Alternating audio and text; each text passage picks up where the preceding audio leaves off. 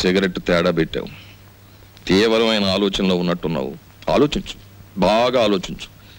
ఏదైనా మంచి ఆలోచన వస్తే నాకు చెప్పు. నీకు నేను చెప్పడమా? అయినా నీకేం కష్టాలు వచ్చి ఆలోచించడానికి? అక్కడే ఉంది మ్యాటరు. ఈ ప్రపంచంలో ప్రతి ఒక్కడూ తానేమో ఒక జీసస్ క్రైస్ట్ లాగా కష్టాల సిలువను తాను ఒక్కడే మోస్తున్నట్టు అనుకుంటాడు. ఎదటి వాడు సుఖపడిపోతున్నాడని ఫీల్ అవుతాడు. ఈ ప్రపంచంలో ధనవంతుల ఆలోచనలు రకరకాలుగా ఉంటాయి, కానీ దరిద్రుడి ఆలోచన మాత్రం ఒకదానికోసమే, ధనం కోసం. అవును, డబ్బు లేకపోతే నా చెల్లెలు బతకదు. ఎక్కడి నుంచి తేవడం? 50,000. ఏమైంది చెల్లికి? సీతకి గుండె జబ్బు. వెంటనే ఆపరేషన్ చేయాలి. 50,000 పైనే ఖర్చు అవుతుంది. 50,000 కాకపోతే ₹1,00,000 తెస్తాం. ఎక్కడి నుంచి? ఎక్కడి నుంచి తెస్తాం? మనం జీవితాంతం కష్టపడ్డా 50,000 సంపాదించలేం. నువ్వు జీవితాంతం సంపాదించే వరకు నీ చెల్లి జీవించి ఉండదు. వీలైనంత వెంటనే డబ్బు సంపాదించాలి, చెల్లెల్ని రక్షించుకోవాలి. ఏదైనా అడ్డదారి తొక్కైనా సరే. అంటే ఏముంది, మన చేతిలో ఉన్న గేలాన్ని పక్కన పెట్టి పక్కవాడి వల విసిరి చేపలు పట్టేడు. వద్దు బాబాయ్, బతకలేకపోతే ఆత్మహత్యన చేసుకోవచ్చు, కానీ అడ్డదారి తొక్కి బతకడం నాకు ఇష్టం లేదు. అంటే నీ నీతి కోసం ఆ పసిదాని ప్రాణాలు బలిపెట్టేస్తావా? చెల్లెలి ప్రాణం బలిపెట్టలేను, అలానే ఆత్మవంచన చేసుకోలేను. పోస్ట్ గ్రాడ్యుయేట్ అయ్యుండి రికమెండేషన్ లేక లంచం ఇచ్చుకోలేక హోటల్ సర్వర్ గా బతుకుతున్నావు. అది ఆత్మవంచన కాదా? నీ ఆత్మ నడి బజార్లో వేలం వేస్తే 10 పైసలు ఖరీదు చేస్తుందా? ఆత్మను అమ్ముకున్న వాళ్ళు అందలాలు ఎక్కుతున్నారు, దాన్ని నమ్ముకున్న వాళ్ళు అడుక్కు తింటున్నారు. సరే, మనలాంటి మధ్య తరగతి వాళ్ళ ఆత్మ ఏనాడో దివాలా తీసింది. సరే, ఆ మ్యాటర్ అలా ఉంచు. నేను ఛాలెంజ్ చేసి అడుగుతున్నాను. ఒక వారం రోజుల్లోగా ఆపరేషన్ కావలసిన డబ్బును సంపాదించి తీసుకురాగలిగితే ఈ లోకంలో ఇంకా న్యాయం మిగిలి ఉంది అని నేను అంగీకరిస్తాను. నీకు, ఈ లోకానికి నా 2 చేతులు ఎత్తి నమస్కరిస్తాను. కాదంటావా? నీ 2 చేతులు కట్టిపడేసి నా దారిలో తీసుకెడతాను. ఆ పసిబిడ్డ మాత్రం చావడానికి వీల్లేదు. అది మ్యాటర్. ఏమిటయ్యా, నీ చెల్లెలకు అనారోగ్యం చేస్తే దాన్ని బాగు చెయ్యాలనేసుకోవటమే. నీ స్థానం ఏమిటో ఆలోచించుకోకర్లా. డబ్బు కోసం మా మీద పడితే ఎట్లా? నేను ఒక చోట 15,000 దాచుకున్నాను సార్. మీరు 10,000 సాయం చేయండి. ఏమిటి, ఇక్కడ నేను డబ్బులు పాత్ర వేసి కూర్చోలేదు. ఇంత చిన్న వయసులో దానికి గుండె దెబ్బ వచ్చిందంటే అది దాని పూర్వజన్మ కర్మ. ఎవడేం బాగు చేయలేడు. ఆపరేషన్ నాడు వచ్చి కనిపించు, అందిస్తా. అలాగా? అవును సార్. నేను మీ దగ్గర దాచుకున్న 15,000 ఇస్తే కొంచెం ఊపిరి సలుపుకున్నట్టు ఉంటుంది. అది కాక ఇంకో 10,000 ఇస్తే నేను నోట్ రాసిస్తాను. కొత్త అప్పు సంగతి అలా ఉంచవయ్యా. నీకు ఇవ్వాల్సిన డబ్బు ఇవ్వడానికే నా దగ్గర క్యాష్ లేదు. ఇలాంటివి 3 నెలల ముందు చెప్పాలయ్యా. అసలే బిజినెస్ లాస్ లో ఉంది. 6 నెలలు పోయిన తర్వాత ఇస్తాలే. లేదు సార్, వారం రోజులు కావాలి. ఏమిటయ్యా పెద్ద జబర్దస్త్ చేస్తున్నావు? అసలు నువ్వు నాకు డబ్బే ఇవ్వలేదంటాను. ఏం చేస్తావు?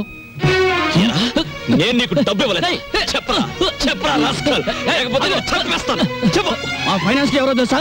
కేశవరావు గారు. ఒక్క ఫోన్ చేశానంటే సెంట్రల్ జైల్లో పెట్టి చేస్తా, జాగ్రత్త. నేను జైలుకెళ్తే నా చెల్లెల్ని ఎవరు కాపాడతారు?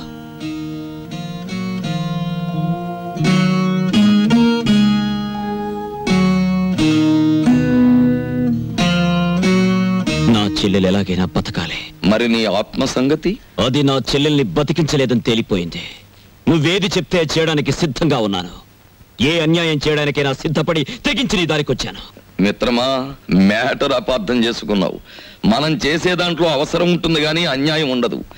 మనం చేసే ప్రయత్నంలో పెద్దవాడి జేబు కరగాలే గాని పేదవాడి కష్టం మనకొద్దు.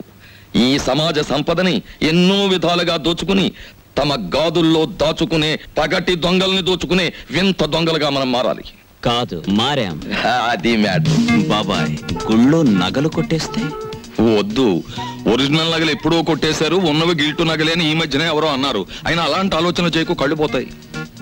పోనీ ఆ బ్యాంకు దోచేస్తే? వేసిన డబ్బు డ్రా చేసుకోవడానికే పాస్బుక్ 10 కౌంటర్స్ లో తిప్పుతున్నారు. దోపిడీ చేయాలంటే ఇంకెంత ప్రొసీజర్ ఉందో. వద్దు. బాబాయ్, ఆ మారుతి కారు అమ్మేస్తే? కనీసం కొనేవాడు దొరికే వరకు తోసుకుంటూ తిరగలేం కదా. పెట్రోల్ పోయాలి. కొట్టేసిన దానికి పెట్టుబడి ఒకట. ఆ ఫ్లాట్స్ మనమే అని చెప్పి అమ్మేస్తే? అసలే పునాదులు సరిగ్గా లేవని గవర్నమెంట్ కేసేసింది. రేపవి కూలాయంటే వాటితో మనకి సమాధులు కడతారు. ఇంకేదైనా చూడు. బాబాయ్, ఆ ఫ్లైట్ ని హైజాక్ చేద్దామా? కిట్టుబాటు అయ్యే మ్యాటర్ గానీ జరిగే వ్యవహారం గానీ ఏమీ బుర్రకు తట్టడం లేదు. ఇప్పుడు అర్థమైంది, వెధవ పనులు చేయడానికి కూడా చాలా తెలివితేటలు ఉండాలని. ఒక పని ఏమిటి? ఎవరినైనా కానీ ఇదేదో కిట్టుబాటు అయ్యే మ్యాటర్లా ఉందే. కానీ ఎవరిని కిడ్నాప్ చేయాలి? ఆవిడ చేద్దామా? దాన్న దీని పేరు ఎప్పుడు వదులుతుందా, రెండో పెళ్లి ఎప్పుడు చేసుకుందాం అని ఎదురు చూస్తున్నారు. దాని మొగుడు వద్దు, ఎవరిని పెడతాను కిడ్నాప్ చేయకూడదు. బాగా డబ్బున్న వాళ్ళ ఇంట్లో అమ్మాయి, అందమైన అమ్మాయిని చూసి కిడ్నాప్ చేయాలి. అయితే ముహూర్తం పెట్టు. నువ్వు డిగ్రీ ఎప్పుడు పాస్ అయ్యావు? June 13th. నాకు పెళ్లి అయింది 13, నా ఉద్యోగం పోయింది 13, 13. అయితే ఈ నెల 13th కిడ్నాప్. ఎవరిని? ఆ మ్యాటర్ ఇక్కడ తేలేదు కాదు, కాలేజీ గేటు దగ్గర బీట్ వేసినప్పుడు తేలుతుంది. నేను బీట్ వేస్తాను. అయితే నేను బీట్ వేస్తాను.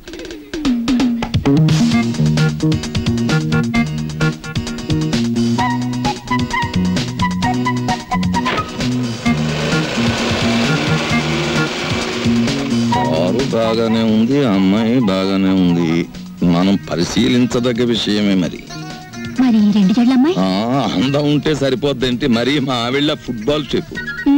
నీలం రంగోళి అమ్మాయి పర్వాలేదు, కానీ మరి బ్యాక్గ్రౌండ్, మనకు కావాల్సిన మ్యాటర్ ఎన్నున్నాయి, అవన్నీ కావాలి. మరి నేను అలా కళ్ళ ముందు నుంచి పాస్ అయితే చెప్తాం.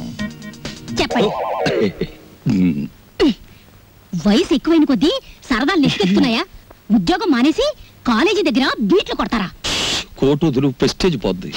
అసలు మ్యాటర్ ఏంటంటే ప్రిన్సిపాల్ గారి కాలేజీ అమ్మాయిలకి బ్యూటీ కంటెస్ట్ పెడుతున్నారు, నన్ను జడ్జిగా వేశారు. అంచేత రహస్యంగా గేటు దగ్గర నిలబడి అమ్మాయిల సౌందర్యాన్ని సర్వే చేస్తున్నాను, సీక్రెట్ గా. అది మ్యాటర్. ఈ బుట్ట తీసుకురండి. తెస్తాం, పద. చూచు 4 రోజుల నుంచి అన్నీ కనపడటం లేదు, నీకెక్కడైనా కనిపించాడా? కనిపించినా కనిపించకపోయినా నీ ఆపరేషన్ డబ్బు కోసమే తిరుగుతూ ఉంటాడు. చెంచు, నాకు సాయం చేయవు? ఏంటి చెప్పు. రోజు దేవుడు దండం పెట్టుకుంటున్నాను, తగ్గితే తగ్గుతుంది, లేకపోతే అన్నయ్యని జాగ్రత్తగా చూస్తానని మాటివ్వు. ఒట్టు. కొడత. ఇంత చిన్న పిల్లవి అంత పెద్ద మాటలేమిటి బాబు? ఈ మాట అడిగి తెలిస్తే తల కుట్టుకుని చచ్చిపోతాడు. వాడి ప్రయత్నం వాడిని చేయని, చెల్లెల్ని కాపాడుకోలేంత వెధవు కదా రాంబాబు. ఇదిగో ఇంకెప్పుడు అలా అనుకో. నీకు ఆపరేషన్ జరుగుతుంది, మనమంతా హాయిగా ఉంటాం. అబ్బా, వీళ్ళని చూస్తుంటే ఆడ వాతావరణమే కనపడటం లేదే. ముట్టుకుంటే అంటుకునేలా ఉన్నారే గాని డబ్బు మాత్రం అంటుకునేటట్లేదు.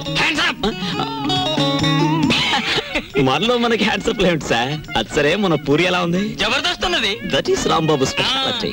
సరే కాని బై, దొంగలు లెక్క చెట్టు చాటుకెళ్ళి తొంగి తొంగి చూస్తున్నావు ఏంది కదా? ఏ పోరికైనా లైట్ కొడుతున్నావా ఏంది? అబే అదేం లేదు, ఈ ఉమెన్స్ కాలేజ్ లో ఒక పిక్నిక్ ఆర్డర్ వచ్చింది. అమ్మాయిలు చూసి అట్లు వేమని మా బాస్ నన్ను పంపించాడు, అందుకే అట్లు వేద్దామని వచ్చాను. అది సరే, మీరెందుకు వచ్చారు? అని ఏం చెప్పమంటావు బై, గదో పెద్ద కహాని. నేను ఇదే కాలేజీలో చదివేటప్పుడు ఓ పోరికి లైట్ కొట్టినా, నేను తల్లి ఆ పక్క పెంచోడు దానికి సిచాన్ చేసి లేవ తీసుకపోయిండు. ఆమె ఏడనే పొంతులమ పనిచేస్తాంది. కనీసం కళ్ళతో చూసేనా జర ఖుషి అవుదామని శుక్రవారం ఏడనే డ్యూటీ వేయించుకుంటున్నా. అవు ఇప్పుడు పోయింది ఆ ఎర్ర జాకెట్ వేసుకున్న పోరి. ఎట్లున్నది ఆ ఎర్ర జాకెట్? బ్రహ్మాండంగా ఉంది. జోలికి పోకు, మిగతా కాలేజ్ అంతా నడుస్తుంది. ఇంకేం లాభం లేదు, వెధవ పని చేద్దామన్నా కుదరకపోతే ఎలా? ఏ రాజమండ్రి బ్రిడ్జో ధవళేశ్వరం ఆనకట్టో తాకట్టు పెట్టేయాలి. పని జరిగే మ్యాటర్ చూడు. నువ్వు ప్రొసీడ్ అవు, నేను ఇప్పుడే జాయిన్ అవుతాను. Matter urgent. ఓకే.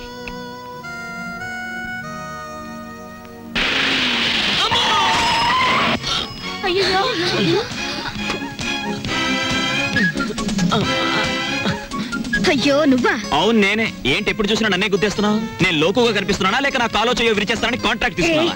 ఎక్కువగా అరకు. ఇదిగో 500 తీసుకో. మళ్ళీ 500? కొడితే ముక్కు పగిలిపోద్ది, జాగ్రత్త. చూడు, గుడ్డుకైతే 10, మేకకైతే 100, దొనపోతుకైతే 500. అంటే నన్ను దున్నపోతుంటావా? సరే సరే సరే, ఇదిగో ఈ 1000 రూపాయలు తీసుకో. ఒంగోలు గెత్తికైతే నేను 6 ఇస్తాను. పెద్ద బోడి డబ్బు లోపల బేటా. నీకే డబ్బుందా? మీ బాబు కేశవరావు అయితే మా బాబు శివలింగేశ్వరరావు తెలుసా? ఇంకోసారి నన్ను గుద్ది చూడు, అప్పుడు నేను గుద్దుతాను, నీ జీపు పచ్చడైపోతుందా? నీకేనండి జీప్ ఉంది బావే. మళ్ళీ రోడ్లో వస్తే నీ భారతం పడతా. అసే ఎవరా అమ్మాయి? దుగ్గిరాల కేశవరావు కూతురు. ఓహో, ఆయన గారు దోచుకున్న సొమ్మంతా దాచుకోబోయే ఏకైక పుత్రిక అన్నమాట.